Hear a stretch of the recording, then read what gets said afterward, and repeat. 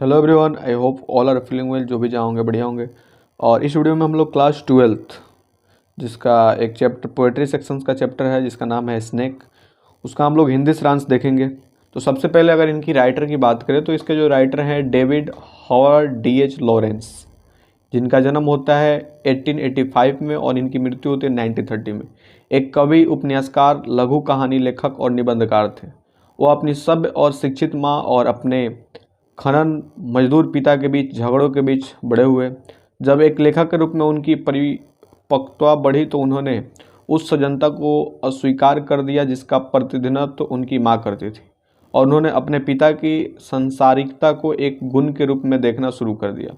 उनके महत्वपूर्ण कार्यों में शामिल है कविताओं का संग्रह the White Peacock 1911, the Trespasser 1912, Sons and Lovers 1930, the Rainbow 1915, Plumed Serpent 1960, Lady Chatterley's Lover 1926 में लिखते हैं। डी.एच. लॉरेंस द्वारा लिखित साप कविता का अगर परिचय देखें तो प्रस्तुत कविता स्नेहक में लॉरेंस आदिम जीवन के मूल्यों को ऊंचा उठाता है और आधुनिक सभ्य जीवन की दिखावटीपन को कृत्रिमता की निंदा करता है। सांप कविता सारांश देखें तो डेविड हॉवर्ड लॉरेंस ने स्नेहक कविता लिखी थी। इस कविता में उन्होंने एक सांप के बारे में बताया। उन्होंने कहा कि एक रात जब उन्हें प्यास लगी तो वो पानी पीने के लिए बाहर आए, लेकिन जैसे ही वो बाहर आए तो उन्होंने एक काले नाग को देखा जो पानी पीने के लिए भी आया था। उस रात बहुत गर्मी थी।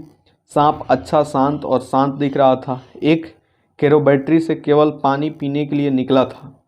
उसकी विनम्रता देखकर कवि को पहले तो डर नहीं लगा, लेकिन उसकी हास्य संवेदना से उसे लगा कि उसे किसी भी कीमत पर सांप को मार देना चाहिए। लेकिन सांप इतना शांत था कि उस पर हमला नहीं किया जा सकता था। कुछ देर बाद कवि ने सांप पर प्रहार करने का निश्चय किया। वह सांप को मारने के लिए एक छड़ी लेने गया। उसने तेजी से सांप पर प्रहार किया और सांप को दर्द महसूस हुआ, जबकि उसके शरीर के पिछले हिस्से पर एक छड़ी लगी थी। उसका शरीर हिल गया और जमीन के बिल में चला गया था। कवि ने उसे मारना नहीं चाहता था। उसने डर था कि अगर उसे नहीं मारा तो उसे सांप द्वारा मार दिया जाएगा। कवि को अपने कृत्य पर खेद हुआ क्योंकि उसका सांप का रूप सरल और निर्दोष था। यह उसे निर्वासित राजा की तरह लग रहा था और वह उसे फिर से देखना चाहता था। डेविड हॉवर्ड लॉरेंस ने दी स्नेक सांप शीर्षक से कविता लिखी। उन्होंने इसमें एक सीप के बारे में बताया। उन्होंने कहा कि वो एक रात जब उन्हें प्यास लगी तो वे पानी पीने के लिए बाहर आए। उन्होंने एक सांप को देखा जो पानी पीने आया था। यह एक काला कोबरा था। सूरत शांत, अच्छा और मासूम दिख रहा था। बहुत गर्मी थी। वह पास की ही जमीन से निकलकर बाहर आया था और पानी पीने के लिए कवि के घर गया था। उनका दयालुपन और सीधापन देखकर कवि नहीं डरा, लेकिन तुरंत दिमाग में डर आया कि अगर उसने उसे नहीं मारा तो उसे डस लेगा।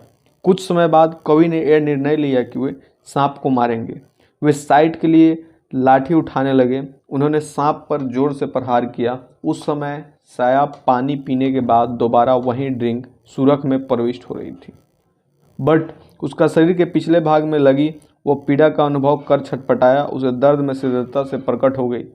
कवि को अपनी करतनी पर पछतावा हुआ क्योंकि वह उसे प्यार नहीं करना चाहता था। उसे लगा कि यह उसके लिए अत्यंत तुष्ट, निकृष्ट, नितुर और अशिष्ट कार्य थे। मोटे सर्प ने मुड़कर देखा और डंक में शीघ्रता से प्रविष्ट हो गया था। कवि की आंतरिक मछली उसे पुनः देखने की जागृत हुई। विश्वास को उसके फिर से दर्शन का कवि हुआ। उसकी दृष्टि में सर्प एक बेताज बादशाह दिखाई दे रहा था जो धरती के अंदर अज्ञात रूप से निर्वासन का समय स्थापित कर रहा है। वह अपने पाप को दंड देवता बनना चाहता था क्योंकि उसने एक देवता के सनिश्र का अवसर खो दिया था। इसका अगर मुख्य विषय देखें तो डी.एच. लॉरेंस की कविता स्नेहक एवं प्राकृतिक केंद्रित कविता है। कविता हृदय के आंतरिक विचारों और शिक्षित मन के बीच के संघर्ष को दर्शाती है। प्रारंभ में कवि सांप के स्वभाव के बारे में बताता है। वह पानी कैसे पीता है। सांप के प्रति उसका आकर्षण पूरी पंक्तियों में दिखाई देता है। सांप कविता का अर्थ क्या है। डी.एच. लॉरेंस की कविता स्नेहक 1920 के दशक की शुरुआत में लिखी गई थी। यह एक कथात्मक कविता है जो पूरे इतिहास में समाज के बारे में लॉरेंस के विचारों को व्यक्त करने के लिए कल्पना और प्रतीकवाद का उपयोग करती है।